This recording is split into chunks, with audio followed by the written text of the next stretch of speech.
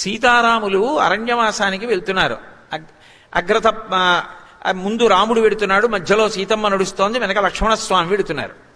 వెడుతూ ఉండగా ఒక పెద్ద చెట్టు కనపడింది. ఆ చెట్టుకి తీగ అల్లుకుని పువ్వులు పూసింది, పెద్ద పెద్ద పువ్వులు. రాముడు చటుక్కున ఆగన్నాడు, లక్ష్మణ చూశావా, ఈ చెట్టు చాలా పెద్దదోయ్, కానీ చెట్టుకి చెట్టుగా అందం లేదు. ఈ తీగ చెట్టును అల్లుకుంది, పెద్ద పెద్ద పువ్వులు చెట్టుకి ఒత్తుకునేటట్టుగా అల్లుకుంది, అందుకని ఈ చెట్టుకి ఇంత అందం వచ్చింది, అవునంటావా అన్నాడు. అంటే ఆయన ఉద్దేశం ఏమిటంటే, పురుషుణ్ణి చెట్టుతో చెప్తారు, నేను చెట్టు లాంటి వాణ్ణి, కానీ నాది కాదో గొప్ప, ఇటువంటి భార్య దొరికింది చూసావా, ఐశ్వర్యం అంతా వదిలేసి కూడా నన్ను అనుగమించి వచ్చింది, మీ వదిన వల్ల నా మనశ్శాంతి, ఆమె నా జీవితానికి భద్రత, ఆమె వలన ప్రశాంతంగా ఉన్నాను, ఇటువంటి భార్య దొరకడం కన్నా అదృష్టం ఏముంటుంది అన్నాడు.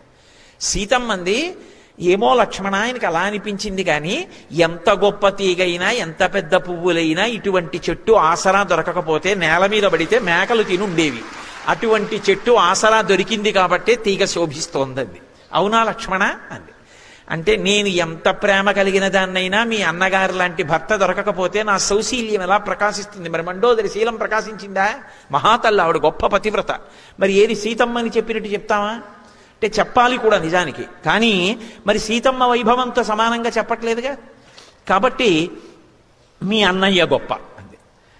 అంటే సీతారాములు ఇద్దరూ కలిసి లక్ష్మణస్వామిని అడిగారు, లక్ష్మణ నిజంగా చెప్పు, చెట్టు వల్ల తీగ కందమా, తీగ వల్ల చెట్టు కందమా అన్నారు. అంటే వదిన వల్ల నా కందమా, నా వల్ల వదిన కందమా చెప్పన్నారు. ఆయన అన్నాడు, చెట్టు వల్ల తీగకో తీగ వల్ల చెట్టుకో నాకు తెలియదు, కానీ ఇంత పెద్ద పెద్ద పూలతో అల్లుకున్నటువంటి తీగతో కలిసి ఉన్నటువంటి చెట్టు కింద విశ్రాంతి తీసుకునే అదృష్టం పొందిన బాటసారినైనా నా అదృష్టం.